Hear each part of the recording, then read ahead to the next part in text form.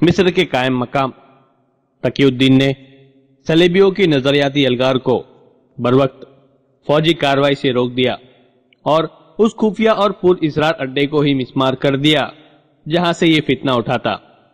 لیکن وہ مطمئن نہیں تھا، کیونکہ وہ جان چکا تھا کہ یہ اسلام خوش زہر قوم کی رگوں میں اتر گیا ہے۔ اس صلیبی تقریب کاری کو سوڈان سے پشت پناہی مل رہی تھی اور سوڈانیوں کو صلیبیوں کی پشت پناہی حاصل تھی۔ تقی الدین نے اس اڈے کو بھی تباہ کرنے کے لیے سوڈان پر حملے کی تیاری تیز کر دی۔ سلطان ایوبی نے وہاں بھی جاسوس بھیج رکھے تھے جن کی جابازانہ کوشش سے وہاں کے بڑے نازک راز مل رہے تھے، لیکن ان رازوں سے جو فائدہ سلطان ایوبی اٹھا سکتا تھا وہ اس کے بھائی تقی الدین کے بس کی بات نہیں تھی۔ دونوں بھائیوں کا جذبہ تو ایک جیسا تھا، لیکن دونوں کی ذہانت میں بہت فرق تھا۔ دونوں بھائی جس کارروائی کا فیصلہ کرتے تھے وہ شدید ہوتی تھی۔ فرق یہ تھا کہ سلطان ایوبی محتاط رہتا تھا اور تقی الدین بے صبر ہو کر احتیاط کا دامن چھوڑ دیتا تھا۔ اسے جب فوجی مشیروں نے کہا کہ سوڈان پر حملے کا فیصلہ دانش مندانہ ہے لیکن محترم ایوبی سے مشورہ لینا ضروری ہے، تو تقی الدین نے اپنے مشیروں کے اس مشورے کو مسترد کرتے ہوئے کہا، کیا آپ امیر محترم کو یہ تاثر دینا چاہتے ہیں کہ آپ ان کے بغیر کچھ سوچ ہی نہیں سکتے اور کچھ کر ہی نہیں سکتے؟ کیا آپ بھول گئے ہیں کہ محترم ایوبی مصر کی اتنی دور کس طوفان سے گھرے ہوئے ہیں؟ اگر ہم نے ان کے مشورے اور فیصلے کا انتظار کیا تو اس کا نتیجہ یہ ہوگا کہ سوڈانی حملے میں پہل کر کے ہم پر سوار ہو جائیں گے۔ آپ ابھی حملے کا حکم دے، ایک نائب تالار نے کہا۔ فوجی اسی حالت میں رسد کے بغیر کچھ کر جائے گی، لیکن اتنی بڑی اور اہم مہم میں گہری سوچ وچار کی ضرورت ہے۔ ہم کچھ کی تیاری کے تمام تر انتظامات بہت کم وقت میں کر لیں گے۔ آپ محترم ایوبی کو اطلاع ضرور دے دے تاکہ وہ اور محترم نور الدین جنگی ادھر بھی دھیان رکھے۔ تقی الدین نہیں مانا۔ اس نے کہا، آپ مصر میں ایک ایک غدار اور ایک ایک تقریب کار کو پکڑتے اور اسے ختم کرتے ہیں۔ میں اس منبع کو بند کرنا چاہتا ہوں جہاں سے تقریب کاری اور غداری پیدا ہو رہی ہے۔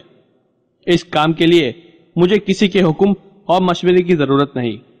تقی الدین چند ایسے عناصر اور قوائف کو نظر انداز کر رہا تھا جو اس کے حملوں کو ناکام کر سکتے تھے۔ ایک یہ کہ صلیبیوں اور سوڈانیوں کے جاسوس مصر میں موجود تھے جو یہاں کی فوجوں کی نقل و حرکت دیکھ رہے تھے۔ تقی الدین کی کمزوری یہ تھی کہ اس کے دشمن کے جاسوس مسلمان بھی تھے جو انتظامیہ اور اونچے عہدے پر فائز تھے۔ اس کے مقابلے میں تقی الدین کے جاسوس سوڈانیوں کے پالیسی سازوں اور حکام تک نہیں پہنچ سکتے تھے۔ دوسرے یہ کہ سلطان ایوبی نے 1169 میں مصر کی جس فوج کو بغاوت کے جرم میں توڑ دیا تھا، اس کے کئی ایک کمانڈر اور عہدیدار سوڈان میں تھے۔ وہ سلطان ایوبی کی جنگی چالوں سے واقف تھے۔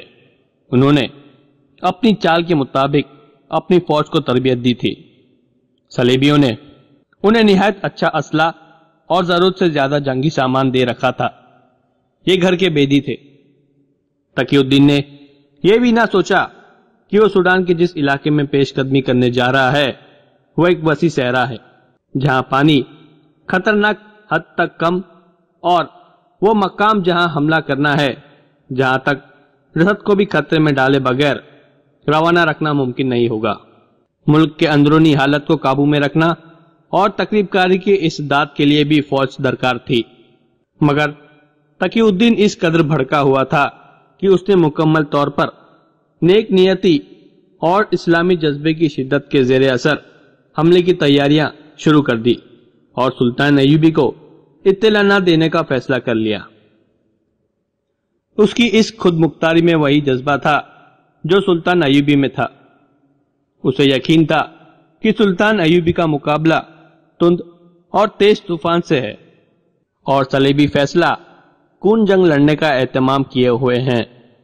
اس نے جو کچھ سوچا تھا درست تھا۔ اس وقت سلطان ایوبی کرک سے 8-9 میل دور ایک چٹانی علاقے میں اپنا ہیڈ کوارٹر قائم کیے ہوئے تھا۔ یہ اس کا عارضی قیام تھا۔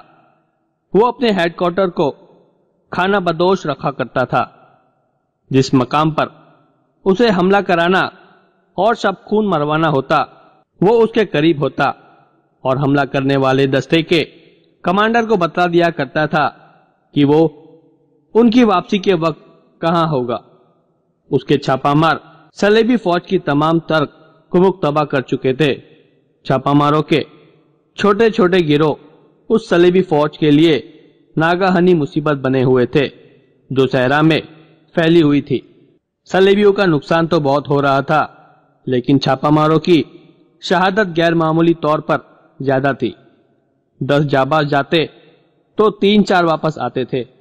یہ رپورٹ بھی ملنے لگی تھی کہ صلیبیوں نے ایسے انتظامات کر لیے ہیں جو شب خون اور چھاپے کو کامیاب نہیں ہونے دیتے، لہذا اب چھاپا ماروں کو جان کی بازی لگانی پڑتی تھی۔ سلطان ایوبی اب اپنی چالیں اور فوج کا پھیلاؤ بدلنے کی سوچ رہا تھا۔ معلوم ہوتا ہے کہ صلیبی مجھے آمنے سامنے آنے پر مجبور کر رہے ہیں۔ سلطان ایوبی نے اپنی فوجی نائبین سے کہا، میں انہیں کامیاب نہیں ہونے دوں گا، اور اب میں اپنے اتنے زیادہ جوان مروانے سے بھی گریز کروں گا۔ میں چھاپا مار دستوں کی نفری میں اضافہ کرنے کا مشورہ دوں گا، ایک نائب نے کہا، اور میں یہ بھی مشورہ دوں گا کہ ہمیں دشمن کی قوت کو کبھی نظر انداز نہیں کرنا چاہیے کہ ہماری فوج میں جذبہ زیادہ ہے۔ جذبہ سپاہی کو بے جگری سے لڑا کر مروا سکتا ہے، فتح کا ضامن نہیں ہو سکتا۔ صلیبیوں کے مقابلے میں ہماری نفری بہت کم ہے۔ ہمیں یہ بھی نہیں بھولنا چاہیے کہ صلیبی فوج کا زیادہ تر حصہ ذرہ پوش ہے۔ سلطان ایوبی مسکرایا اور بولا، لوہا جو انہوں نے پہن رکھا ہے وہ انہیں نہیں ہمیں فائدہ دے گا۔ کیا آپ نے نہیں دیکھا کہ صلیبی کچھ کرتے ہیں تو رات کو کرتے ہیں یا صبح کے وقت؟ اس کی وجہ یہ ہے کہ وہ دھوپ سے بچنے کے لیے کوشش کرتے ہیں۔ سورج اوپر اٹھتا ہے تو اس کی تمازت ذرہ بختر کو انگاروں کی طرح گرم کرتی ہے۔ ذرہ پوش سپاہی اور سوار لوہے کے خود اور آہنی سینہ پوش اتار پھینکنا چاہتے ہیں۔ اس کے علاوہ لوہے کا وزن ان کی حرکت کی تیزی کو ختم کر دیتا ہے۔ میں انہیں دوپہر کے وقت لڑاؤں گا، جب ان کے سروں پر رکھا ہوا لوہا ان کا پسینہ نکال کر ان کی آنکھوں میں ڈالے گا اور وہ اندھے ہو جائیں گے۔ آپ نفری کی کمی کو متحرک طریقہ جنگ سے اور جذبے سے پورا کریں۔ اتنے میں سلطان ایوبی کے انٹیلیجنس کے سربراہ علی بن سفیان کا ایک نائب زاہدان آ گیا۔ اس کے ساتھ 2 آدمی تھے۔ سلطان ایوبی کی آنکھیں چمک اٹھی۔ ان دونوں آدمیوں کو اس نے بٹھایا اور پوچھا، کیا خبر ہے؟ دونوں نے اپنے اپنے گریبان کے اندر ہاتھ ڈالے اور لکڑی کی بنی ہوئی 2 صلیبیں باہر نکالی جو ان کی گردنوں سے بندھی ہوئی تھی۔ وہ صلیبی نہیں مسلمان تھے۔ اپنے آپ کو صلیبی ظاہر کرنے کی وجہ سے وہ صلیبی لٹکا لیتے تھے۔ دونوں نے صلیبی اتار کر نیچے پھینک دی۔ ان میں سے ایک نے اپنی رپورٹ پیش کی۔ یہ دونوں جاسوس تھے جو کرک سے واپس آئے تھے۔ پہلے بھی ذکر آ چکا ہے کہ کرک فلسطین کا ایک قلعہ بند شہر تھا جس پر صلیبیوں کا قبضہ تھا۔ صلیبی شبک نام کا ایک قلعہ سلطان ایوبی کے ہاتھوں ہار چکے تھے۔ وہ کرک کسی قیمت پر نہیں دینا چاہتے تھے۔ اس کے بعد انہوں نے دفاعی انتظامات بڑے سخت کر دیے تھے، جن میں ایک بندوبست یہ تھا کہ وہ قلعے بند ہو کر نہیں لڑنا چاہتے۔ شبک سے جب عیسائی اور یہودی باشندے مسلمانوں کے ڈر سے کرک بھاگ رہے تھے تو اسی وقت سلطان ایوبی نے اپنی فوج اور انتظامیہ کو یہ حکم دے دیا تھا کہ بھاگنے والے غیر مسلموں کو روکے اور انہیں واپس لا کر ان کے ساتھ اچھا سلوک کرے۔ لیکن سلطان ایوبی نے ایک خفیہ حکم یہ بھی دیا تھا کہ زیادہ تر باشندوں کو جانے دے۔ اس حکم میں راز یہ تھا کہ غیر مسلم باشندوں میں سلطان کے جاسوس بھی جا رہے تھے۔ اپنے جاسوس دشمن کے اس شہر میں اور مضافات میں، جس پر تھوڑے عرصے کے بعد حملہ کرنا تھا، بھیجنے کا یہ موقع بہت اچھا تھا۔ مسلمان جاسوس یہودی اور عیسائی پناہ گزینوں کے بھیس میں کرک چلے گئے تھے۔ وہاں کے مسلمان باشندوں کو ساتھ ملا کر انہوں نے خفیہ اڈے بنا لیے تھے۔ پھر وہاں سے اطلاع بھیجتے رہتے تھے۔ سلطان ایوبی ذاتی طور پر ان کی رپورٹیں سنا کرتا تھا۔ اس روز 2 جاسوس آئے تو سلطان ایوبی نے انہیں فوراً اپنے خیمے میں بلا لیا اور باقی سب کو باہر نکال دیا۔ جاسوسوں کی رپورٹ میں صلیبیوں کی فوج کی نقل و حرکت اور تربیت کی متعلق اطلاع تھی۔ سلطان ایوبی ان کے مطابق نقشہ بناتا رہا۔ اس دوران اس کے چہرے پر کوئی تبدیلی نہیں آئی۔ جاسوسوں نے جب کرک مسلمان باشندوں کی بے بسی اور مظلومیت کی تفصیل سنائی تو سلطان ایوبی کے چہرے پر نمایاں تبدیلی آ گئی۔ ایک بار تو وہ جوش میں آ کر اٹھ کھڑا ہوا اور خیمے میں ٹہلنے لگا۔ جاسوسوں نے اسے بتایا کہ صلیبی شبک سے شکست کھا کر کرک پہنچے تو انہوں نے مسلمانوں کا جینا حرام کر دیا۔ سلطان ایوبی کو بہت سے حالات کا پہلے سے علم تھا۔ ان 2 جاسوسوں نے اسے بتایا کہ وہاں بازار میں جن مسلمانوں کی دکانیں ہیں وہ بہت پریشان ہے۔ غیر مسلم تو ان کی دکان پر جاتے ہی نہیں۔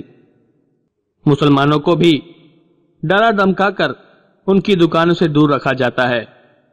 وہاں مسلمانوں کے خلاف نفرت کی باقاعدہ مہم شروع کی گئی ہے۔ عیسائی اور یہودی مسجدوں کے سامنے اونٹ، گھوڑے اور دیگر مویشی باندھ دیتے ہیں۔ اذان اور نماز پر کوئی پابندی نہیں ہے، لیکن جب اذان ہوتی ہے تو غیر مسلم شور مچاتے، ناچتے اور مذاق اڑاتے ہیں۔ جاسوسوں نے بتایا کہ مسلمانوں کا قومی جذبہ ختم کرنے کے لیے وہاں اس قسم کی افواہیں زور و شور سے پھیلائی جا رہی ہے کہ صلاح الدین ایوبی اتنا شدید زخمی ہو کر دمشق چلا گیا ہے کہ اب تک مر چکا ہوگا، اور یہ بھی کہ سلطان ایوبی کی فوج کی کمان کمزوری کی وجہ سے صحرا میں بکھر گئی ہے اور سپاہی مصر کی طرف بھاگ رہے ہیں، اور یہ بھی کہ مسلمان کرب پر حملہ کرنے کے قابل نہیں رہے اور بہت جلدی شبک بھی صلیبیوں کو ملنے والا ہے، اور یہ بھی کہ سوڈانی فوج نے مصر پر حملہ کر دیا ہے اور مصر کی فوج سوڈانیوں کے ساتھ مل گئی ہے۔ جاسوسوں نے بتایا کہ اب صبح پادری مسلمان محلوں میں گھومتے پھرتے اور مسلمانوں کے گھر کے دروازے پر گھنٹیاں بجاتے، اپنے مذہبی گیت گاتے اور مسلمانوں کو دعائیں دیتے ہیں۔ وہ اپنے مذہب کا اور کوئی پرچار نہیں کرتے۔ یہ پرچار وہاں عیسائی اور یہودی لڑکیاں مسلمان لڑکیوں کی سہیلیاں بن کر انہیں اپنی آزادی کی بڑی ہی دلکش تصویر دکھاتی ہے اور انہیں بتاتی ہے کہ مسلمان فوج جو علاقہ فتح کر چکی ہے وہاں مسلمان لڑکیوں کو بھی خطرناک کرتی ہے۔ ان رپورٹوں میں سلطان ایوبی کے لیے کوئی بات نہیں تھی۔ ابتدا میں اس کے جاسوس اسے کرک کے مسلمانوں کی حالتیں زار بار بتا چکے تھے۔ وہاں کے مسلمانوں کا حال یہ تھا کہ وہ سلطان ایوبی اور اس کی فوج کے خلاف کوئی حوصلہ شکن افواہ سننا نہیں چاہتے تھے، لیکن وہاں جو بھی بات ان کے کانوں میں پڑتی تھی حوصلہ شکن ہوتی تھی۔ ان کے گھروں کی دیواروں کے بھی کان تھے، وہ اکٹھا بیٹھنے سے بھی ڈرتے تھے۔ جنازے اور بارات کے ساتھ بھی جاسوس ہوتے تھے اور مسجدوں میں بھی جاسوس ہوتے تھے۔ ان کی بدنصیبی یہ تھی کہ جاسوسی تو ان کے اپنے مسلمان بھائی کرتے تھے، وہ اپنے گھروں میں بھی سرگوشیوں میں باتیں کرتے تھے۔ کسی مسلمان کے خلاف یہ کہہ دینا کہ وہ صلیبی حکومت کے خلاف ہے اسے بیگار کیمپ میں بھیجنے کے لیے کافی ہوتا تھا۔ لیکن سالار اعظم، ایک جاسوس نے کہا، لیکن اب وہاں ایک اور چال چلی جا رہی ہے کہ مسلمانوں کے ساتھ اچھا سلوک ہونے لگا ہے۔ صلیبی حکومت نے اس کی ایک مثال یہ پیش کی ہے کہ ایک عیسائی حاکم نے ایک مسجد کو بوشیدہ حالت میں دیکھا تو اس کی مرمت کا حکم دیا اور اپنی نگرانی میں مرمت کروا دی۔ انہوں نے بیکار کیمپ کے مسلمانوں کو رہا تو نہیں کیا، انہیں کچھ سہولتیں دے دی ہے، روزمرہ مشقت کا وقت بھی کم کر دیا ہے، لیکن ان کے کانوں میں یہی ڈالا جا رہا ہے کہ تم نے صلیب کے خلاف بہت بڑا جرم کیا ہے، پھر بھی تم پر رحم کیا جا رہا ہے۔ یہ پیار اور محبت کا ہتھیار بہت ہی خطرناک ہے۔ اس جھوٹے پیار سے غیر مسلمان نوجوانوں کو نشے اور جوئے کے عادی بناتے جا رہے ہیں۔ اگر ہم نے حملے میں وقت لگایا تو کرک کے مسلمان اگر مسلمان ہی رہے برائے نام کے مسلمان ہوں گے، ورنہ قرآن سے منہ موڑ کر گلے میں صلیب لٹکا لیں گے۔ اس صورت میں وہ اس وقت ہماری کوئی مدد نہیں کریں گے جب ہم کرک کا محاصرہ کریں گے۔ اس پیار کے ساتھ ساتھ مسلمانوں کے خلاف جاسوسی پہلے سے زیادہ ہو گئی ہے اور گرفتاریاں ہوتی رہتی ہے۔ ابھی تک مسلمانوں کا جذبہ قائم ہے اور وہ ثابت قدم رہنے کا فیصلہ کیے ہوئے ہیں۔ انہوں نے ابھی تک غیر مسلموں کے پیار کو قبول نہیں کیا، مگر وہ زیادہ دیر تک ثابت قدم نہیں رہ سکیں گے۔ یہ وہی صورتحال تھی جس کی تفصیل سن کر صلاح الدین ایوبی پریشان ہو گیا تھا۔ اسے یہ اطلاع بہت تکلیف دے رہی تھی کہ مسلمانوں کے خلاف جاسوسی کر رہے ہیں۔ اس کے لیے پریشانی کی دوسری وجہ یہ تھی کہ مقبوضہ علاقے میں کے خلاف پیار کا ہتھیار استعمال کرنا شروع کر دیا تھا، اور اس وقت کے ساتھ ہی نوجوانوں کی کردار کشی کا بھی عمل شروع ہو گیا تھا۔ ان دونوں سے زیادہ خطرناک وہ افواہیں تھی جو وہاں کے مسلمانوں میں اسلامی فوج کے خلاف پھیلائی جا رہی تھی۔ اس نے نظام جاسوس کے نائب زاہدان کو بلایا اور پوچھا، کیا تم نے ان کی باتیں سن لی ہے؟ ایک ایک لفظ سنا اور انہیں آپ کے پاس لایا ہوں، زاہدان نے جواب دیا۔ علی بن سفیان کو قاہرہ سے بلا لوں؟ سلطان ایوبی نے پوچھا۔ یا تم اس کی جگہ پور کر سکو گے؟ یہ معاملہ نازک ہے، دشمن کے شہر میں مسلمانوں کو افواہوں اور دشمن کے زہریلے پیار سے بچانا ہے۔ علی بن سفیان کو قاہرہ سے بلانے کی ضرورت نہیں، زاہدان نے جواب دیا۔ حسن بن عبداللہ کو بھی ان کے ساتھ رہنے دے، مصر کی حالت اچھے نہیں، تقریب کاری اور غداروں سے بھرا پڑا ہے۔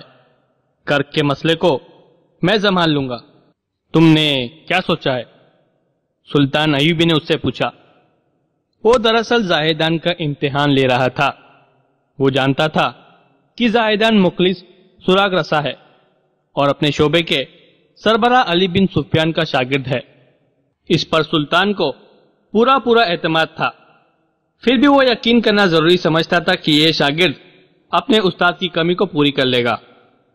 اس نے زاہدان کا جواب سنے بغیر کہا، زاہدان، میں نے میدان جنگ میں شکست نہیں کھائی، یہ خیال رکھنا کہ میں اس محاذ پر شکست کھانا نہیں چاہتا جس پر صلیبیوں نے حملہ کیا ہے۔ میں کرک کے مسلمانوں کو اخلاقی اور نظریاتی تباہی سے بچانا چاہتا ہوں۔ آپ جانتے ہیں کہ کرک میں ہمارے جاسوس موجود ہے، زاہدان نے کہا۔ میں انہیں اس مقصد کے لیے استعمال کروں گا۔ وہاں کے مسلمانوں کو آپ کے متعلق اور ہماری فوج اور مصر کے متعلق صحیح خبر سناتے رہیں گے اور ہمیں آپ کا پیغام دیں گے۔ وہاں کے مسلمان عورتوں میں قومی جذبے کی کمی نہیں، ایک جاسوس بول پڑا۔ اس نے کہا، ہم جوان لڑکیوں سے کہیں گے کہ وہ گھر گھر جا کر عورتوں کے ذہن صاف کرتی رہیں گی۔ ہمارا مشاہدہ یہ ہے کہ وہاں کی لڑکیاں لڑنے کے لیے بھی تیار ہے۔ عورتیں اگر گھر اور بچوں کی تربیت کا محاذ سنبھال رکھے تو اسی سے اسلام کے فروغ اور سلطنت اسلامی کی توسیع میں بہت مدد ملے گی، سلطان ایوبی نے کہا۔ انہیں اس مقصد کے لیے استعمال کرو کہ مسلمان گھروں میں اور بچوں میں غیر اسلامی اثرات نہ داخل ہونے دیں۔ میں اس کوشش میں مصروف ہوں کہ کرک پر جلدی حملہ کر دو اور شبک کی طرح وہاں کے بھی مسلمانوں کو آزاد کراؤ۔ اس نے زاہدان سے پوچھا، اس مقصد کے لیے کسے کرک بھیجو گے؟ انہی دونوں کو، زاہدان نے جواب دیا۔ یہ آنے جانے کے راستوں اور طریقوں سے واقف ہو چکے ہیں اور وہاں کے حالات اور ماحول سے مانوس ہے۔ یہ دونوں آدمی غیر معمولی طور پر ذہین جاسوس تھے، سلطان ایوبی نے انہیں ہدایت دینی شروع کر دی۔ کرک کے مسلمان باشندوں پر پیار کا جو ہتھیار چلایا جا رہا تھا وہ صلیبیوں کی انٹیلیجنس کے ڈائریکٹر جرمن نجات ہرمن کی اختراع تھی۔ وہ شبوک کی شکست کے بعد صلیبی حکمرانوں پر زور دے رہا تھا کہ کرک کے مسلمانوں کو پیار کا دھوکہ دے کر صلیب کا وفادار بنایا جائے یا کم از کم صلاح الدین ایوبی کے خلاف کر دیا جائے۔ صلیبی حکمراں مسلمانوں سے اتنی زیادہ نفرت کرتے تھے کہ ان کے ساتھ جھوٹا پیار بھی نہیں کرنا چاہتے تھے۔ وہ تشدد اور گندگی سے مسلمانوں کا قومی جذبہ اور وقار ختم کرنے کے قائل تھے۔ ہرمن اپنے فن کا ماہر تھا، انسانوں کی نفسیات سمجھتا تھا۔ اس نے صلیبی حکمرانوں کو بڑی مشکل سے اپنا ہم خیال بنایا اور یہ پالیسی مرتب کرا لی کہ شہر اور مضافات کے اس علاقے کے مسلمانوں کو جو صلیبی استبداد میں مشتبہ اور جاسوس سمجھا جائے، جن مسلمانوں کے خلاف ذرا سے بھی شہادت ملے اسے گرفتار کر کے غائب کر دیا جائے، لیکن ہر مسلمان شہری کو دہشت زدہ نہ کیا جائے۔ اس پالیسی کی بنیادی شک یہ تھی کہ لڑکیوں کے ذریعے مسلمان لڑکیوں کو بے پردہ کیا جائے اور مسلمان لڑکیوں کو ذہنی طور پر عیاشی اور نشے کا عادی بنا دیا جائے۔ مختصر یہ ہے کہ ان کی کردار کشی کا انتظام کیا جائے، لہذا اس پالیسی پر عمل شروع کر دیا گیا تھا۔ ابتدا افواہوں سے کی گئی تھی۔ ہرمن نے یہ منظوری بھی لے لی تھی کہ مسلمانوں میں غداری کے جراثیم پیدا کرنے کے لیے خاصی رقم خرچ کی جائے۔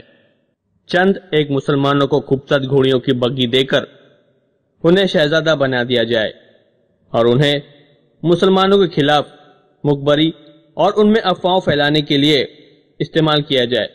انہیں شادی دربار میں وقتاً فوقتاً مدعو کیا کر کے ان کے ساتھ شاہانہ سلوک کیا جائے۔ ان کی مستورات کو بھی مدعو کر کے ان کی عزت کی جائے کہ وہ اپنی اصلیت اور اپنا مذہب ذہن سے نکال دے۔ ہرمن نے کہا، اگر آپ مسلمانوں کو اپنا غلام بنانا چاہتے ہیں تو اس کے دماغ میں بادشاہی کا کیڑا ڈال دے، اسے گھوڑے اور بگیاں دے کر اس کے دامن میں چند ایک اشرفیاں ڈال دے، پھر وہ بادشاہی کے نشے میں آپ کے اشارے پر ناچے گا، شراب بھی پیے گا اور اپنی بیٹیوں کو اپنے ہاتھوں سے ننگا کر کے آپ کے حوالے کر دے گا۔ اگر آپ مسلمانوں کا مستقبل تاریک کرنا چاہتے ہیں تو یہ نسخہ آزمائیے۔ میں آپ کو پہلے بھی بتا چکا ہوں اور اب پھر بتاتا ہوں کہ یہودیوں نے مسلمانوں کی اخلاقی تباہی کے لیے اپنی لڑکیاں پیش کی ہے۔ آپ جانتے ہیں کہ مسلمان کا سب سے پرانا سب سے بڑا دشمن یہودی ہے۔ اسلام کی جڑیں تباہ کرنے کے لیے یہودی اپنی بیٹیوں کی عزت اور اپنی پونجی کا آخری سکہ بھی قربان کرنے کو تیار ہے۔ یہودیوں میں خطرہ یہ تھا کہ وہ اپنے خطے کے رہنے والے تھے، اس لیے مسلمانوں کی زبان بولتے تھے اور ان کے رسم و رواج اور گھریلو طرز زندگی سے بھی واقف تھے۔ ان کی شکلیں اور کئی دیگر قوائف ملتے جلتے تھے۔ کوئی یہودی لڑکی مسلمانوں کا لباس پہن کر کسی مسلمان گھر میں جا بیٹھے تو اسے بلا شک و شبہ مسلمان سمجھا لیا جاتا تھا۔ اس مشابہت سے یہودی پورا فائدہ اٹھا رہے تھے اور اسلامی معاشرے میں غیر اسلامی زہر داخل ہونا شروع ہو گیا تھا۔ جس روز سلطان ایوبی نے 2 جاسوسوں کو ہدایت دی اور زاہدان سے کہا تھا کہ وہ کرک میں جاسوسوں کے ذریعے مسلمانوں کو صحیح خبریں پہنچائے، اس سے 20 روز بعد کرک میں ایک پاگل اور مجذوب اچانک کہیں سے نمودار ہوا۔ اس نے ہاتھ میں لکڑی کی بنی ہوئی گز بھری لمبی سلیب اٹھا رکھی تھی، جسے وہ اوپر کر کے چلاتا تھا، مسلمانوں کی تباہی کا وقت قریب آ گیا ہے۔ شبک میں مسلمان اپنی بیٹیوں کی عصمت دری کر رہے ہیں۔ مصر میں مسلمانوں نے شراب پینا شروع کر دیا ہے۔ خدا یسوع مسیح نے کہا ہے کہ اب یہ قوم روئے زمین پر زندہ نہیں رہ سکتی۔ مسلمانوں، نوح کے دوسرے طوفان سے بچنا چاہتے ہو تو صلیب کے سائے میں آ جاؤ، اگر پسند نہیں تو خدا یہودا کے آگے سجدہ کرو، مسجدوں میں تمہارے سجدے بیکار ہے۔ لباس و شکل و صورت سے وہ اچھا بھلا لگتا تھا، لیکن باتوں اور اندازے سے پاگل معلوم ہوتا تھا۔ اس کی داڑھی بھی تھی، لمبا چگا پہنا رکھا تھا، سر پر پگڑی اور اس پر رومال ڈالا ہوا تھا جو کندھوں پر بھی پھیلا ہوا تھا۔ اس کے چہرے اور کپڑوں پر دھول تھی جس سے پتہ چلتا تھا کہ وہ سفر سے آیا ہے۔ اس کے پاؤں دھول سے آلود تھے۔ اسے کوئی روکتا اور بات کرتا تھا تو وہ رک جاتا تھا، لیکن کوئی جواب نہیں دیتا تھا۔ کوئی بات جیسے سنتا اور سمجھتا ہی نہ تھا۔ سوال کوئی بھی پوچھو وہ اپنا اعلان دہرانے لگتا تھا، مسلمانوں کی تباہی کا وقت قریب آ گیا ہے وغیرہ وغیرہ۔ کسی نے بھی معلوم کرنے کی کوشش نہ کی کہ وہ کون ہے اور کہاں سے آیا ہے۔ عیسائی اس لیے خوش تھے کہ اس کے ہاتھ میں صلیب اٹھا رکھی تھی اور خدا یسوع مسیح کا نام لیتا تھا۔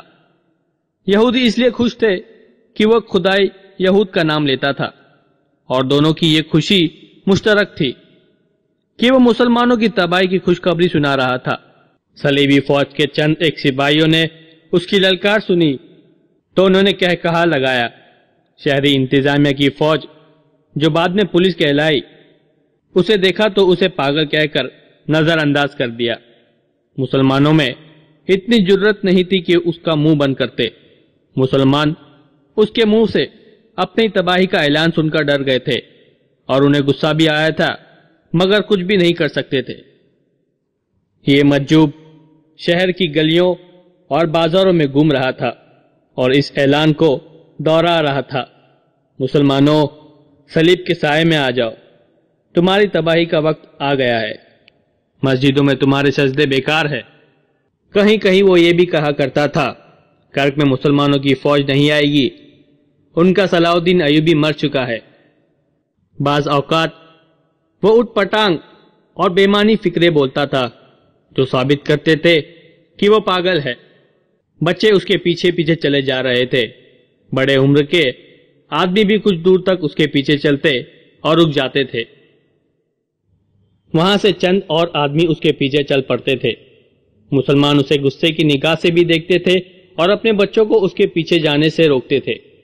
صرف ایک مسلمان تھا جو اس پاگل کے پیچھے پیچھے جا رہا تھا۔ وہ پاگل سے 10-12 قدم دور تھا۔ یہ ایک جوان سال مسلمان تھا۔ راستے میں 2 عیسائی نوجوانوں نے اسے تانے دیے۔ ایک نے اسے کہا، عثمان بھائی تم بھی صلیب کے سائے میں آ جاؤ۔ اس نے انہیں قہر بھری نظروں سے دیکھا اور چپ رہا۔ ان عیسائیوں کو معلوم نہیں تھا کہ عثمان کے پاس ایک خنجر ہے اور وہ اس پاگل کو قتل کرنے کے لیے اس کے پیچھے پیچھے جا رہا ہے۔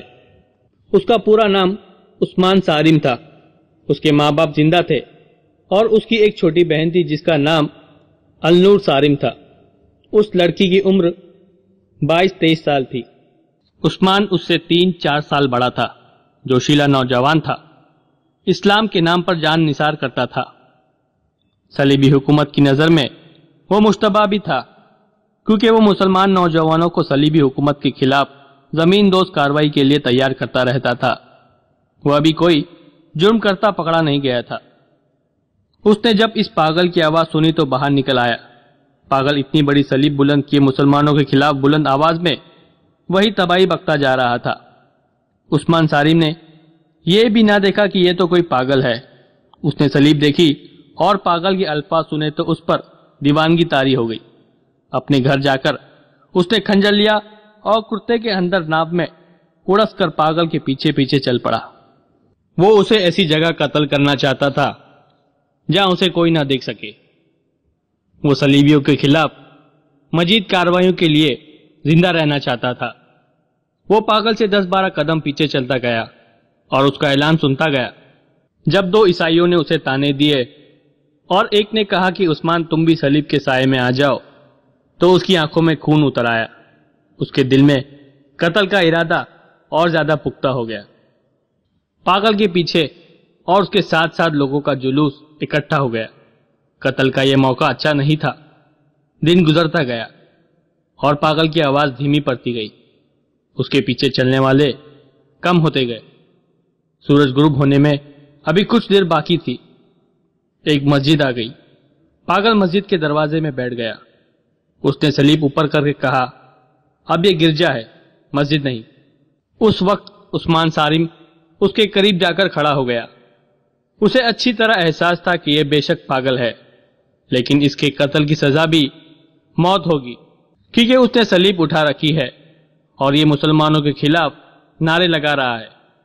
عثمان صارم نے پاگل کے قریب آ کر دھیمی آواز میں کہا، یہاں سے فوراً اٹھو اور اپنی سلیب کے ساتھ غائب ہو جاؤ، ورنہ سلیبی یہاں سے تمہاری لاش اٹھائیں گے۔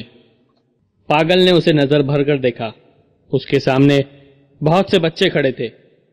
اس نے عثمان صارم کی دھمکی جواب دیے بغیر بچوں کو ڈانٹ کر بھاگ جانے کو کہا۔ بچے ڈر کر بھاگ گئے تو پاگل مسجد کے اندر چلا گیا۔ عثمان صارم کے لیے یہ موقع بہت اچھا تھا۔ اس نے کچھ سوچے بغیر چوکڑی بھری، دروازے کے اندر گیا اور دروازہ بند کر دیا۔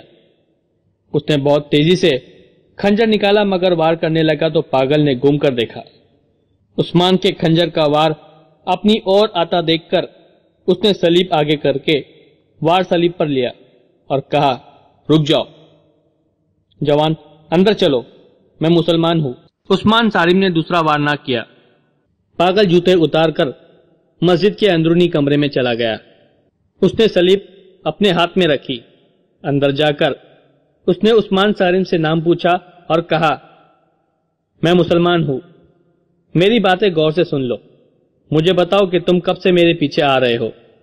میں سارا دن تمہارے پیچھے پھرتا رہا ہوں، عثمان صارم نے جواب دیا، مگر مجھے قتل کا موقع نہیں مل رہا تھا۔ تم مجھے کیوں قتل کرنا چاہتے ہو؟ پاگل نے پوچھا۔ کیونکہ میں اسلام اور صلاح الدین ایوبی کے خلاف کوئی بات برداشت نہیں کر سکتا، عثمان صارم نے جواب دیا۔ تم پاگل ہو یا نہیں، میں تمہیں زندہ نہیں چھوڑوں گا۔ پاگل نے اسے کوئی اور باتیں پوچھی۔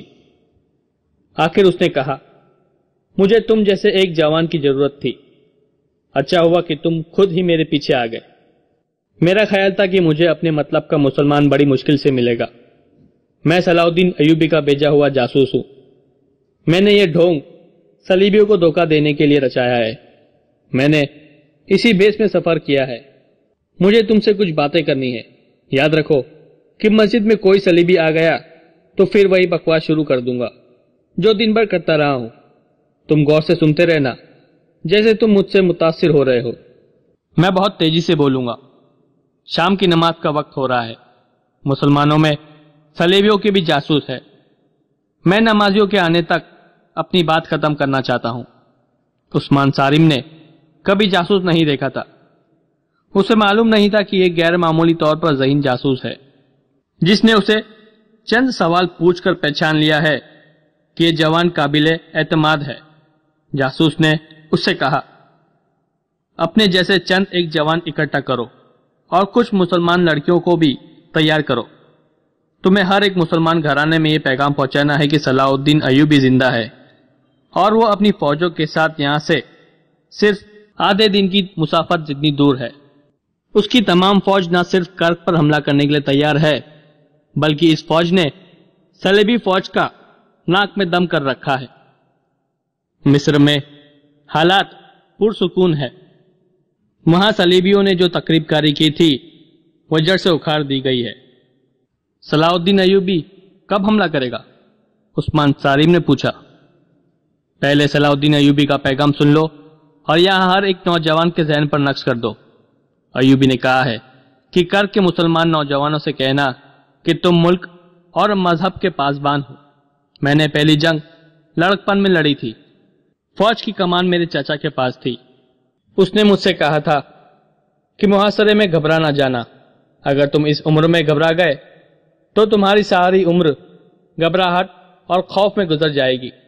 اگر اسلام کے علم بردار بننا چاہتے ہو تو یہ علم آج ہی اٹھا لو اور دشمن کی دیواروں کو توڑ کر نکل جاؤ، پھر گھوم کر آؤ اور دشمن پر جھپٹ پڑو۔ میں گھبرایا نہیں۔ 3 مہینے کے محاصرے نے ہمیں فاقہ کشی بھی کرائی، لیکن ہم محاصرہ توڑ کر نکل آئے اور ہم نے جس خوراک سے پیٹ بھرے وہ دشمن کی رسد سے چھینی ہوئی خوراک تھی۔ ہمارے جو گھوڑے محاصرے میں بھوک سے مر گئے تھے ہم نے ان کی کمی دشمن کے گھوڑوں سے پوری کی۔ صلاح الدین ایوبی نے کہا ہے کہ میری قوم کے بیٹوں سے کہنا کہ دشمن نے تم پر پیار کے ہتھیار سے حملہ کیا ہے۔ ہمیشہ یاد رکھنا کہ کوئی غیر مسلم کسی مسلمان کا دوست نہیں ہو سکتا۔ صلیبی میدان جنگ میں ٹھہر نہیں سکے، ان کے منصوبے خاک میں مل گئے ہیں، اس لیے وہ اب مسلمانوں کی ابھرتی ہوئی نسل کے ذہن سے قومیت اور مذہب نکالنے کی کوشش کر رہے ہیں۔ انہوں نے جو ہتھیار استعمال کیا ہے وہ بڑا ہی خطرناک ہے۔ یہ ہے ذہنی عیاشی، کاہلی اور کوتاہی۔ تم میں یہ تینوں خرابیاں پیدا کرنے کے لیے عیسائی اور یہودی ایک ہو گئے ہیں۔ یہودیوں نے اپنی لڑکیوں کے ذریعے تم میں حیوانی جذبہ بھڑکا رکھا ہے اور تمہیں نشے کی عادی بنا رہے ہیں۔ میں یہ نہیں کہوں گا کہ حیوانی جذبے اور نشے سے تمہاری عاقبت خراب ہوگی اور موت کے بعد تم جہنم میں جاؤ گے۔ میں یہ کہنا چاہتا ہوں کہ کردار کی ایک خرابیاں تمہارے لیے اس دنیا کو جہنم بنا دے گی۔ تم جسے جنت کی لذت سمجھتے ہو وہ جہنم کا عذاب ہے۔ تم صلیبیوں کے غلام ہو جاؤ گے جو تمہاری بہنوں کو بے آبرو کرتے پھریں گے۔ تمہارے قرآن کے ورق گلیوں میں اڑیں گے اور تمہاری مسجدیں استبل بن جائے گی۔ صلاح الدین ایوبی نے کہا ہے کہ باوقار قوم کی طرح زندہ رہنا چاہتے ہو تو اپنی روایت کو نہ بدلو۔ صلیبی ایک طرف تم پر تشدد کر رہے ہیں اور دوسری طرف تمہیں گھوڑا گاڑیوں کا لالچ دے رہے ہیں۔ مسلمان ان عیاشیوں کا قائل نہیں ہوتا۔ تمہاری دولت تمہارا کردار اور ایمان ہے۔ یہ صلیبیوں کی شکست کا ثبوت ہے کہ وہ تمہاری تلواروں سے خوفزدہ ہو کر اتنے اوچھے ہتھیاروں پر اتر آئے ہیں کہ اپنی بیٹیوں کو بے حیا بنا کر تمہیں اپنے غلام بنانے کا جتن کر رہے ہیں۔ میری قوم کے بیٹوں، اپنے کردار کو محفوظ رکھو، اپنے آپ کو قابو میں رکھو۔ ظالم حکمراں دراصل کمزور حکمراں ہوتا ہے۔ وہ اپنے مخالفین میں سے کسی کو تشدد سے زیر کرنے کی کوشش کرتا ہے اور کسی کو دولت کا لالچ دے کر۔ تم ظلم و تشدد سے بھی نہ ڈرو اور کسی لالچ میں بھی نہ آؤ۔ تم قوم کے مستقبل ہو، ہم قوم کے ماضی ہیں۔ دشمن تمہارے ذہنوں سے تمہارا روشن ماضی نکال کر اس میں اپنے نظریات اور اپنے فائدے کی سیاہی بننے کی کوشش کر رہا ہے تاکہ اسلام کا مستقبل تاریک ہو جائے۔ اپنی اہمیت پہچانو۔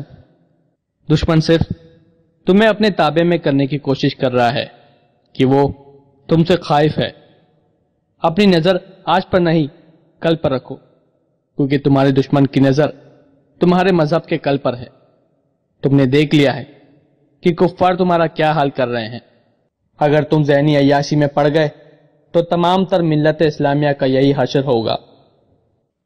جاسوس نے سلطان ایوبی کا پیغام بہت تیزی سے عثمان صارم کو سنا دیا اور اسے عمل کے طریقے بتانے لگا۔ اس نے کہا، سالار اعظم نے خاص طور پر کہا ہے کہ اپنے اوپر جوش اور جذبات کا غلبہ طاری نہ کرنا، عقل پر جذبات کو غالب نہ آنے دینا، اشتعال سے بچنا، اپنے آپ پر قابو رکھنا، احتیاط لازمی ہے۔ جاسوس نے اسے بتایا کہ وہ اور اس کے دو ساتھی کسی نہ کسی روپ میں اسے خود ہی ملتے رہیں گے اور یہ رابطہ قائم رہے گا۔ فوری طور پر ضرورت یہ ہے کہ مسلمان اپنے گھروں میں چوری چھپے کمانے، تیر اور برچھیاں رکھے، عورتوں کو گھروں کے اندر ہی کھنجر اور برچھی مارنے اور وار سے بچنے کے طریقے سکھائیں۔ یہودی لڑکیوں کی باتوں پر دھیان نہ دے، ان کے ساتھ ایسی کوئی بات نہ کرے جس سے انہیں کوئی شک پیدا ہو۔ اپنے طور پر کوئی جنگی کارروائی نہ کرے، پہلے منظم ہو جائے پھر قیادت بنائے۔ ہر ایک فرد کا ذرا سا بھی عمل قائد کی نظر میں ہونا چاہیے اور کسی فرد کا کوئی اقدام قائد اجازت کے بغیر نہ ہو۔ سورج غروب ہونے لگا تھا۔ مسجد کا پیش امام آ گیا۔ اسے دیکھتے ہی جاسوس نے صلیب اٹھائی اور دوڑتا ہوا باہر نکل گیا۔ باہر سے پھر وہی اعلان سنائی دینے لگا، مسلمانوں، सलीब के साए में आ जाओ, तुम्हारा इस्लाम मर गया है। इमाम ने उस्मान सारिम को कहर भरी नजरों से देखते हुए पूछा, ये यहां क्या कर रहा है? मैं इतना बूढ़ा ना होता तो यहां से इसे जिंदा बाहर ना जाने देता। मैं उसके पीछे आया था कि यहां से जिंदा ना निकल सके। उस्मान सारिम ने इमाम को अपना खंजर दिखाकर कहने लगा, खुदा का शुक्र है कि उसने मेरा खंजर सलीब पर रोक लिया था। ये आदमी पागल नहीं है, ईसाई और यहूदी भी नहीं है, ये मुसलमान है। सलाउद्दीन अयूबी का पैगाम लाया है। उसने बूढ़े इमाम को सुल्तान अयूबी का पैगाम सुनाया और कहा, मैं इस पैगाम पर अमल करूंगा। आज शाम से ही बिस्मिल्लाह कर रहा हूं, लेकिन हमें एक अमीर की जरूरत है। क्या आप हमारी क़यादत करेंगे? ये सोच ले कि सलीबी हुकूमत को खबर मिल गई तो सबसे पहले अमीर की गर्दन उड़ा दी जाएगी। क्या मस्जिद में खड़े होकर यह जुर्रत कर सकता हूं कि मैं कौम से अलग रहूंगा? इमाम ने जवाब दिया, लेकिन फैसला कौम करेगी कि मैं अमीर बनने के काबिल हूं या नहीं। मैं खुदा के घर में खड़ा यह अहद करता हूं कि मेरी दानिश, मेरा माल, मेरी औलाद और मेरी जान इस्लाम के तहफ़्फ़ुज़ और फरोग के लिए और सलीब को रूबा जवाल करने के लिए वक़फ़ हो गई है। मेरे अजीज बेटे, सलाउद्दीन अयूबी के पैगाम का एक एक लफ्ज जहन में बिठा लो। उसने ठीक कहा है कि नौजवान कौम मजहब का मुस्तकबिल होते हैं। वे इसे रोशन भी कर सकते हैं और आवारा होकर इसे तारीक भी कर सकते हैं। जब कोई नौजवान सलीबियों और यहूदियों की बेहयाई का दिलदादा होकर लड़कियों को बुरी नजर से देखता है तो वो महसूस नहीं करता कि उसकी अपनी बहन भी उस जैसे नौजवान की नजर का शिकार हो रही है। ये वो मकाम है जहां कौम तबाह होती है। मेरे नौजवान बेटे, खुदा के इस घर में अहद करो कि तुम सलाउद्दीन अयूबी के पैगाम पर अमल करोगे। उस्मान सारिम ने घर जाकर अपनी बहन अल-नूर को अलग बिठाकर सुल्तान अयूबी का पैगाम सुनाया और कहा, अल-नूर, हमारा मजहब और हमारा कौमी वकार तुमसे बहुत बड़ी कुर्बानी मांग रहा है। आज से अपने आप को पर्दा नशी लड़की समझना छोड़ दो। मुसलमान लड़कियों तक ये पैगाम पहुंचाकर उन्हें इस जिहाद के लिए तैयार कर लो। मैं तुम्हें खंजर, तीर, कमान और बर्छी का इस्तेमाल सिखाऊंगा। एहतियात यही करनी है कि किसी को शक भी ना हो कि हम लोग क्या कर रहे हैं। मैं हर तरह की कुर्बानी के लिए तैयार हूं।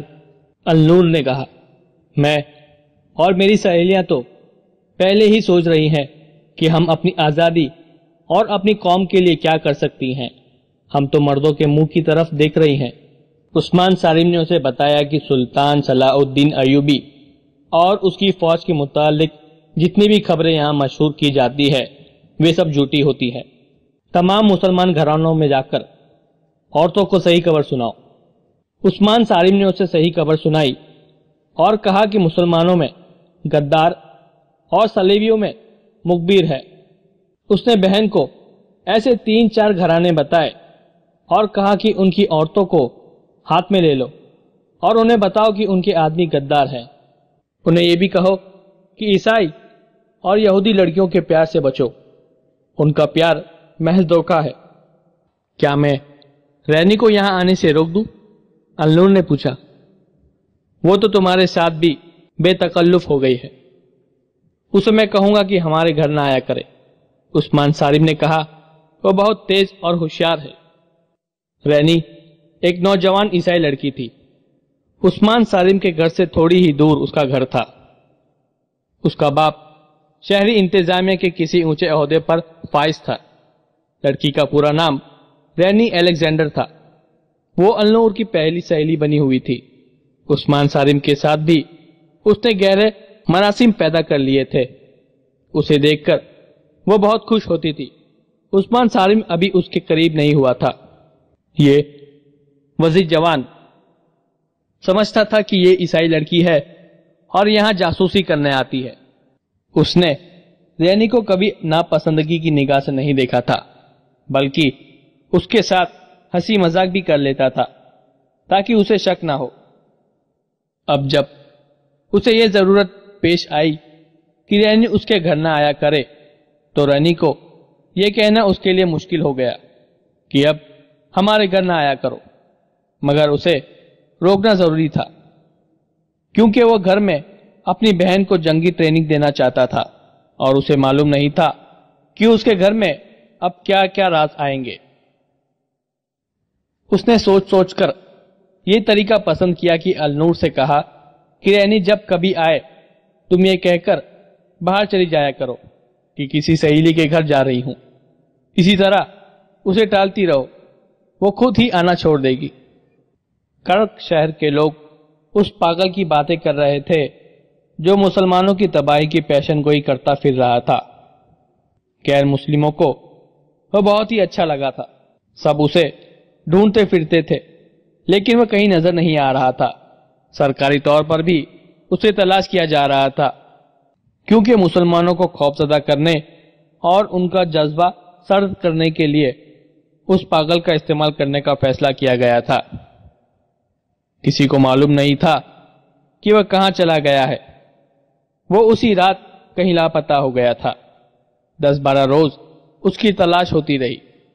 صلیب حکام نے شہر کے باہر بھی گھوڑ سوار دوڑا دیے، انہیں توقع تھی کہ وہ اس شہر سے دوسرے شہر جا رہا ہوگا، مگر وہ کسی کو نہ ملا۔ 10-12 دن گزر گئے۔ ان 12 دنوں میں عثمان صارم نے النور اور اس کی 3 سہیلیوں کو ہتھیار چلانا سکھا دیا۔ اس نے انہیں تیگ زنی بڑی محنت سے سکھائی۔ اس کے علاوہ اس نے مسلمان نوجوانوں کو سلطان ایوبی کا پیغام سنا کر زمین دوز محاذ پر جمع کر لیا۔ ان نوجوانوں نے ان مسلمان کاریگروں کو تیار کر لیا جو برچھیاں، تیر، کمان وغیرہ بناتے تھے۔ یہ سب صلیبیوں کے ملازم تھے، وہ اپنے لیے کوئی ہتھیار نہیں بنا سکتے تھے۔ مسلمانوں کو کوئی ہتھیار رکھنے کی ضرورت نہیں تھی۔ ان کاریگروں نے گھروں میں چوری چھپے ہتھیار بنانا شروع کر دیے۔ یہ بہت ہی خطرناک کام تھا۔ پکڑے جانے کی صورت میں صرف سزائے موت ہی نہیں تھی بلکہ مرنے سے پہلے صلیبی درندوں کی بھیانک اذیتیں تھی۔ وہاں کوئی مسلمان کسی معمولی سے جرم میں یا محض شک میں پکڑا جاتا تو اس سے پوچھا جاتا تھا کہ مسلمان گھرانوں کے اندر کیا ہو رہا ہے اور جاسوس کہاں ہے۔ اس کے ساتھ ہی اس کے جسم کو روئی کی طرح دھننا شروع کر دیتے تھے۔ کاریگر جو ہتھیار بناتے تھے، عثمان صارم جیسے نوجوان رات کو مختلف گھروں میں چھپا دیتے تھے۔ دن کے وقت لڑکیاں برقع نما لباس میں خنجر اور تیر کمان چھپا کر مسلمانوں کے گھروں میں لے جاتی رہتی تھی، مگر ہتھیار بنانے اور گھروں میں پہنچانے کی رفتار بہت سست تھی۔ ادھر سلطان ایوبی کو ایک جاسوس نے اطلاع دے دی کہ کرک اور مضافات کے مسلمانوں تک اس کا پیغام پہنچ گیا ہے اور وہاں کے نوجوان لڑکوں اور لڑکیوں نے زمین دوز محاذ بنا لیا ہے۔ یہ اطلاع لانے والا بھی ایک ذہین اور نڈر جاسوس تھا۔ اس نے بتایا کہ وہ جاسوس جس نے سلطان ایوبی کا پیغام عثمان صارم تک پہنچایا تھا، پاگل کے بہروپ میں کامیاب ہو رہا ہے۔ سلطان ایوبی اس اطلاع پر بہت خوش تھا۔ اس نے کہا، جس قوم کے نوجوان بیدار ہو جائے اسے کوئی طاقت شکست نہیں دے سکتی۔ اس کامیابی نے میرا حوصلہ بڑھا دیا ہے۔ شعبہ جاسوسی کے نائب زاہدان نے کہا، اگر آپ اجازت دیں تو مقبوضہ علاقے کے نوجوانوں کو اپنے جاسوسوں کے ذریعے اتنا بھڑکا سکتا ہوں کہ وہ شعلے بن کر کرک اور یروشلم کو آگ لگا دیں گے اور اس آگ میں وہ خود بھی جل کر مریں گے۔ سلطان ایوبی نے کہا، میں نوجوانوں کو شعلے نہیں بنانا چاہتا، میں ان کے دلوں میں ایمان کی چنگاری سلگانا چاہتا ہوں۔ نوجوانوں کو بھڑکانا کوئی مشکل کام نہیں۔ اشرفی کی چمک اور لالچ سے تمہارے ہاتھ کھیلنے لگے گا، اور زیادہ تعداد ان کی ہے جو جذباتی الفاظ اور جوشیلے نعروں سے بھڑک اٹھتے ہیں۔ پھر تم ان سے جو کچھ کروانا چاہتے ہو کروا لو، انہیں آپس میں بھی لڑوا سکتے ہو۔ اس کی وجہ یہ نہیں ہے کہ وہ جاہل اور گوار ہے اور ان کا اپنا دماغ نہیں، اصل وجہ یہی ہے کہ خون کا جوش کچھ کر گزرنے پر مجبور کرتا ہے۔ اس عمر میں ذہن عیاشی کی طرف بھی مائل ہوتا ہے اور عمل صالحہ کی طرف بھی۔ تم نوجوان ذہن کا جو بھی تحریک اشتعال دے دو، وہ اسی کا اثر قبول کر لے گا۔ تمہارے دشمن ہماری قوم کے ابھرتے ہوئے ذہنوں میں عیاشی اور جنسی لذت کے جراثیم ڈال رہے ہیں۔ ان کا مقصد صرف یہ ہے کہ ہم اسے جہاد کی طرف مائل کر کے دشمن کے خلاف استعمال نہ کر سکے۔ تم یہ کوشش کرو کہ نوجوان نہ بھڑکے بلکہ سرد رہے اور سوچے، رسول مقبول صلی اللہ علیہ وسلم کی اس حدیث کو سمجھے کہ اپنے آپ کو جانو، اپنے دشمن کو پہچانو، ان کی سوچیں بدل دو، ان میں قومیت کا احساس پیدا کر دو۔ یہ نوجوان قوم کا بڑا قیمتی سرمایہ ہے، انہیں بھڑکا کر جلنے سے بچاؤ۔ انہیں مروانا دانش مندی نہیں ہے، دانائی یہ ہے کہ ان کے ہاتھوں دشمن کو مرواؤ، لیکن دشمن کا تصور واضح کرو۔ کوئی مسلمان مجھے برا بھلا کہے تو وہ نہ اسلام کا دشمن ہے اور نہ غدار ہے، وہ میرا دشمن ہے۔ میں اسے اس قانون کا سہارا لے کر سزا نہیں دوں گا جو اسلام اور سلطنت اسلامیہ کے تحفظ کے لیے بنایا گیا ہے۔ ملت کا قانون ملت کے امیر کے ذاتی استعمال کے لیے نہیں ہوتا۔ غداری کی سزا اسے دی جاتی ہے جو ملک اور قوم کی جڑیں کاٹے اور دین کے دشمنوں کے ہاتھ مضبوط کرے، خواہ وہ حکمراں خود ہی اس کا مجرم ہو، وہ غدار ہے اور سزا کا مستحق ہے۔ اس صورت میں جبکہ وہاں نوجوان تیار ہو گئے ہیں، ہم انہیں کس طرح استعمال کریں؟ زاہدان نے پوچھا۔ انہیں جوش میں آنے نہ دو، سلطان ایوبی نے جواب دیا۔ ان کی سوچیں بیدار کرو، وہاں کے حالات کے مطابق وہ خود فیصلہ کرے کہ انہیں کیا کرنا چاہیے۔ وہ جذبات کے غلبے کے تحت نہ سوچے، وہاں اور زیادہ ذہین جاسوس بھیجو۔ اور یہ یاد رکھو زاہدان کہ دشمن ہمیں نہیں، ہمارے نوجوان بچوں کا کردار بگاڑنے کی کوشش کر رہا ہے، یا ہمارے ان حکمرانوں کا جن کا ذہن بچوں کی طرح خام ہے۔ کسی بھی قوم کو جنگ کے بغیر شکست دینا چاہتے ہو تو ان کے نوجوانوں کو ذہنی عیاشی میں ڈال دو۔ یہ قوم اس حد تک تمہاری غلام ہو جائے گی کہ اپنی مستورات تمہارے حوالے کر کے اس پر فخر کرے گی۔ صلیبی اور یہودی ہماری قوم کو اسی راہ پر لانے کی کوشش کر رہے ہیں۔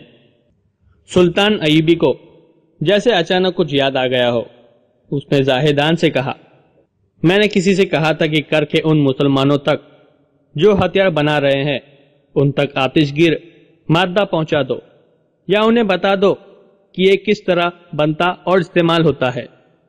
وہ انہیں بتا دیا گیا ہے، زاہدان نے جواب دیا۔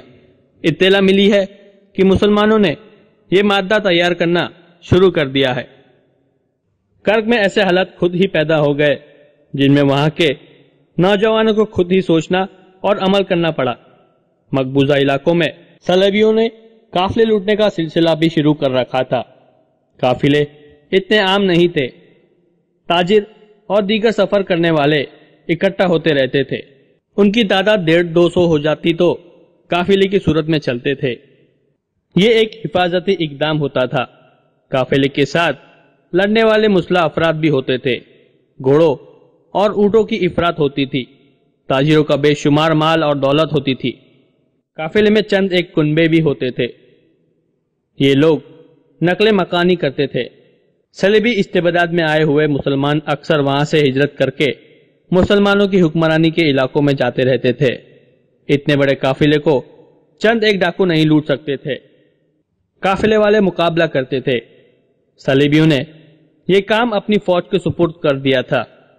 انہیں کسی قافلے کا اطلاع مل جاتی تو اپنی فوج کے 1-2 دستے کو صحرائی لوگوں کے بھیس میں بھیج کر اسے لوٹ لیتے تھے۔ قافلوں میں صرف مسلمان ہوتے تھے۔ یہ جرم ان صلیبی بادشاہوں نے بھی کرایا اور لوٹے ہوئے مال سے حصہ وصول کیا، جنہیں آج تاریخ میں صلیبی جنگوں کا ہیرو بنا کر پیش کیا جا رہا ہے۔ اس جرم میں مسلمان امراء بھی شامل تھے۔ وہ چھوٹی چھوٹی اسلامی ریاستوں کے حکمراں تھے، ان کے پاس فوج بھی تھی۔ لوٹے ہوئے قافلوں کے 2-4 آدمی فریاد لے کر ان حکمرانوں کے پاس جاتے تھے تو ان کی سنوائی نہیں ہوتی تھی، کیونکہ ان حکمرانوں کو صلیبی لڑکیاں، شراب اور تھوڑے سے سونے کی صورت میں حصہ دیا کرتے تھے۔ اگر یہ حکمراں چاہتے تو صلیبی ڈاکوؤں کا قلعہ کما کر سکتے تھے، مگر انہوں نے صلیبی ڈاکوؤں کو ایسی چھوٹ دے رکھی تھی کہ یہ ڈاکو ان کی ریاستوں کے اندر آ کر بھی لوٹ مار کر جاتے تھے۔ صلیبیوں نے انہیں اندھا کر کے یہ فائدہ بھی اٹھایا کہ ان کی ریاستوں کے سرحدی علاقے ہڑپ کرتے گئے۔ انہیں بعض چھوٹی چھوٹی ریاستوں کو ڈاکوں سے پریشان کرا کے جزیہ بھی وصول کرنا شروع کر دیا تھا۔ اس طرح سلطنت اسلامیہ سکڑتی جا رہی تھی۔ نور الدین جنگی اور صلاح الدین ایوبی ان مسلمان ریاستوں پر بھی قبضہ کرنا چاہتے تھے۔ ان حکمرانوں کو وہ صلیبیوں سے زیادہ خطرناک سمجھتے تھے۔ ایک بار نور الدین جنگی نے صلاح الدین ایوبی کو پیغام بھیجا تھا، جس میں کئی اور باتوں کے علاوہ ان چھوٹے چھوٹے مسلمان حکمرانوں کے بارے میں لکھا تھا۔ ان مسلمان حکمرانوں نے اپنے عیش و عشرت کے لیے اپنی ریاست صلیبیوں کے پاس گروی رکھ دی ہے۔ یہ کفار سے تحفے، زر و زوارات اور اغوا کی ہوئی مسلمان لڑکیاں لیتے ہیں اور اسلام کا نام ڈبوتے جا رہے ہیں۔